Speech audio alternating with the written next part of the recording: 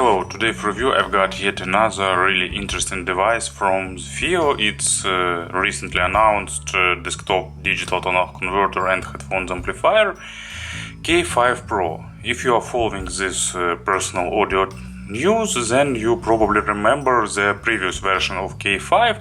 It was a desktop amplifier, but it didn't have digital tone-off converter. To use it as a digital tone-off converter, you had to insert their E11 digital tone-off converter or some of FiiO DACs. So it had dock station, and you could use it with FiiO players and digital tone-off converters. And now they've decided to make it a universal all-in-one device, so now it's a single device with built-in AK4493 to use as a converter. For the USB transport they've used XMOS, so it's really a universal device. It supports all modern resolutions up and even DSD up to 512 and all resolutions of PCM, and also it's pretty powerful. Spec-wise it supports up to 1.5 watts for 32 ohms load.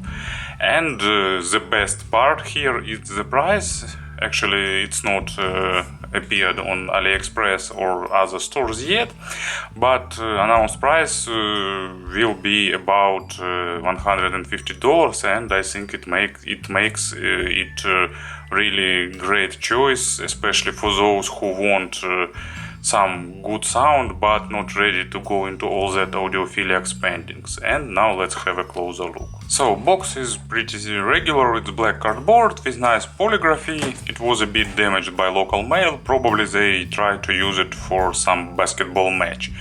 Usually soccer is used for such jokes, but here we prefer basketball more. No specs on the backside, just weight and size, so as you can see relatively small and almost half kilogram of weight. But let's go inside. Box with accessories and device itself.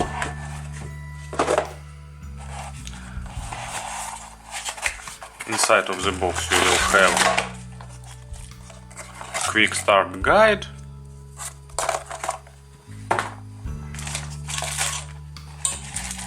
power supply unit, external but pretty small and robust, adapter for 6.3mm connector, additional plug for the USB optical out, and silicone fits that you can glue to the bottom of the device to replace the one that is already applied, and of course USB cable. In terms of build quality, it's pretty nice, you know. Actually it doesn't weigh half kilogram. I think it's the weight with power supply unit, and actually even with it probably it will be more lightweight. So it's pretty light, but it stays on table pretty reliably thanks to this rubber feet, so there probably won't be issues with that. On the back side there are inputs and outputs, so coaxial and optical ins, line in and line out, and USB in. So as you can see there are all possible connectivity options, so both SPDIF inputs, you can use it as digital tone-off converter, you can use it as a pure amplifier or as a pure digital tone-off converter, and also here is a power socket. On the front panel there are input selector, so line in, USB and SPDIF, and 3 gain switches. Actually it's a great idea because there are sensitive in-ear monitors, there are hard to drive planars, there are headphones in between, you can select one of 3 gains, and of course headphone output. I've read already in the discussions that many people won't hear balanced output, but actually, you know, in the portable audio, balanced out is basically the way to achieve more power, and device itself is already more than powerful. 1.5 watts, it's more than enough for almost all headphones, so no need to implement balanced out here. Theoretically, balanced output can also improve channel separation, but honestly both single-ended and balanced channel separation figures are beyond the human audible limit, so I don't think there will be much sense in creating balanced output here. Of course it will be a bit more convenient, but it's always possible to use an adapter to plug the balanced out to single-ended socket. Just don't do the otherwise, because you can't plug a single-ended jack to the balanced socket. Actually you can, but it will spoil the amplifier. And big nice volume knob that also used as an on-off switch. You rotate it and with click it will turn on, and also here present circular multicolored indicator that will show you the resolution of the signal that it's processing right now. I will try to turn it on in the next part of this video.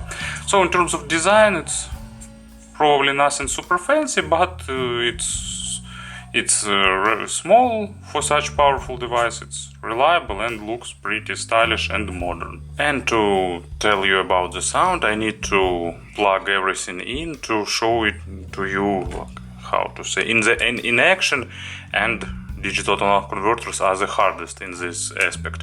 So we need some headphones or earphones. I had to plug it to the outlet, and also I will use this adapter. Actually I don't have other USB-C to A adapter, but this one is bulky, but it's working. And I need to plug it to some digital source, and we will use M11.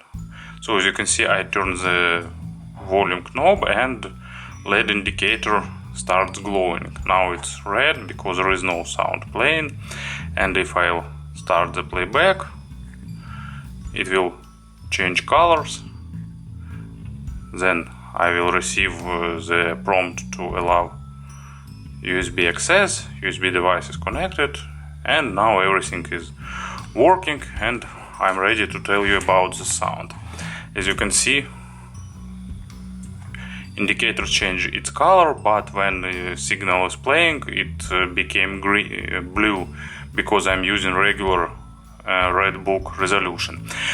So in terms of sound, it's pretty neutral device, pretty resolving with a lot of power, and it's definitely noticeable. You will have a lot of control all over all frequencies, and it's uncolored, and actually, you know, it's pretty dull to talk about this amplifier, because it doesn't have much coloration, it doesn't have some additional features, actually not features, it doesn't add anything to the sound, so it's just basically neutral device without accenting micro detalization too much, and that's it. So bass is linear, it's well controlled, it's deep, there are a lot of layers of deep bass, and it's especially noticeable on the power hungry big cans when you didn't use some powerful amplifier for them. When you plug it to K5 Pro, you will have much more low frequencies, because usually low frequencies suffered when headphones are underpowered. You know, it's a common mistake I've heard many times. Like, I've tried some headphones with my smartphone or with some small player, and they were loud. Actually, headphones playing loud doesn't mean that they have enough power, because often they tilting towards the brightness. But okay, let's go back. Resolution is normal, you know, it's of course not the level of resolution that you can expect from the $1,000 device, but for entry-level digital to analog converter and amplifier, the resolution is really good. It has really good texturing, pretty strong attacks and decays, bass is really powerful, so no big issues. Of course, if I compare it with, I don't know, Yulong DA10 for example, of course bass of Yulong is tighter and it's more resolving, but we don't do such silly comparisons, and in this price range it's really good bass, really resolving. You know, it's hard to describe the sound because I always need to refer something like for its price or other things, I need to use other words like that. And so, yep, I allow you the access. And as an example, you can see, do you see it's blue now? So as an example, I will use Rage, Alive But Dead. Actually, all three example tracks today will be from classics of heavy metal, and Alive But Dead has nice, really strong bass intro, going really low, really deep, and this amplifier really nails this thing and plays it in really enjoyable way. Mids are neutral, uncolored, resolving. Of course, they are lacking some touch of luxury that some more expensive device has. Let's say probably some highlighted emotions, some additional macro dynamics. FiiO K5 Pro just play everything probably as is, but at the same time it doesn't make accent on the micro detalization, so it won't highlight micro details, so it just basically all that is present in the record without some attempt to make sound richer, fuller. It doesn't try to smooth everything, you know, to make some kind of vintage or analog sounding. It's just what is present you will have. And you know, actually it reminds M11 a little bit in terms of tuning, but with much more power, of course. So, as an example for the mids,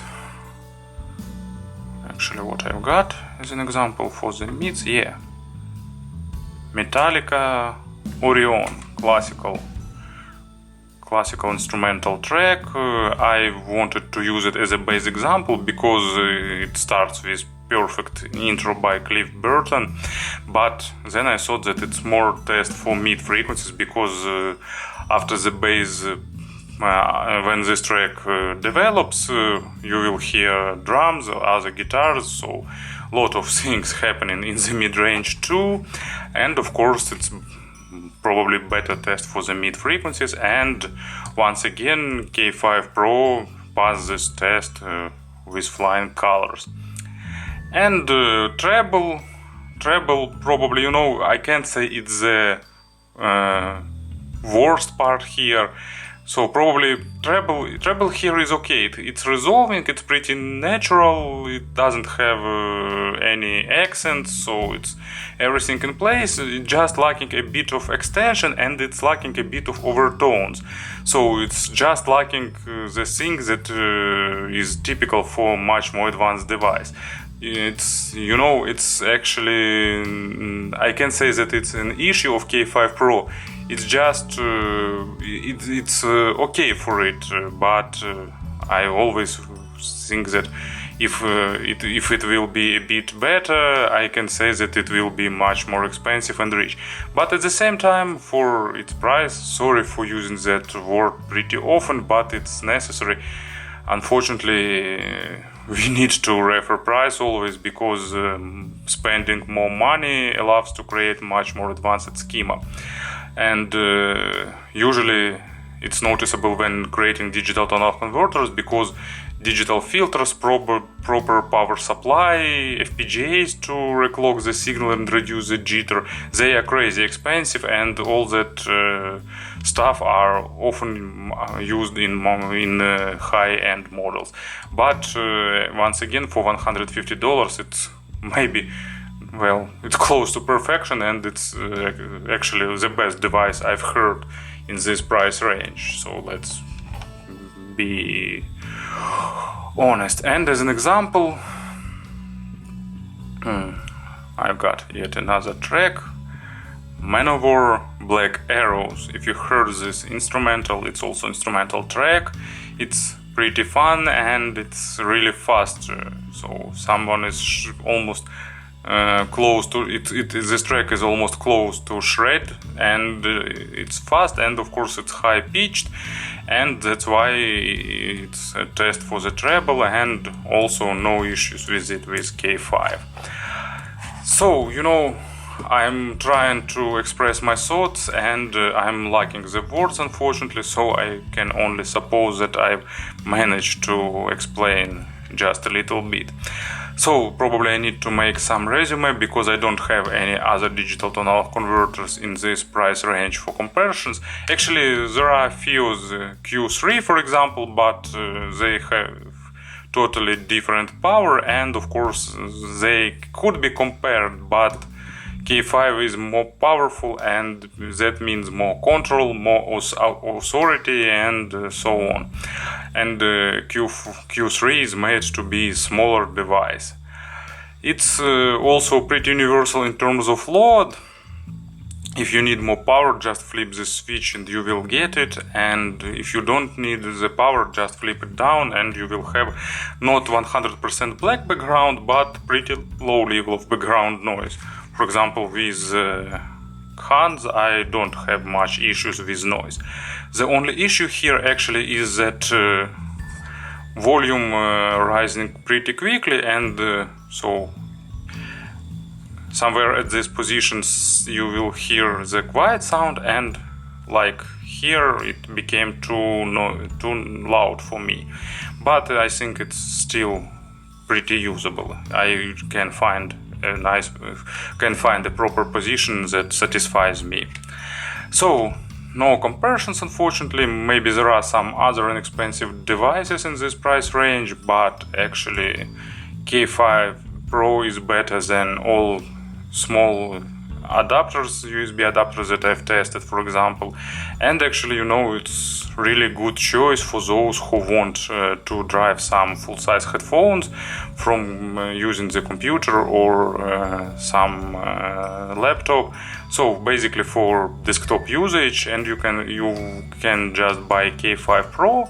You can buy something like Sennheiser HD 600 or Must Drop version 6XX, or you can get some Biodynamics or any other Meze 99 Classics pair nicely. So some nice full-size cans in the up to $400 range probably, and actually some Hi-Fi Man planars, they are also available sometimes under the good price. Just get it and get K5 Pro, and for about $500 you will get the really good setup that will satisfy you for almost all genres and for almost all styles, and you can use it for many years. So it's pretty universal, really capable device for those who need powerful desktop amplifier and who don't want to spend $400 or more. So I really like the direction that FiiO is moving, and K5 Pro is a great example. Thank you for attention.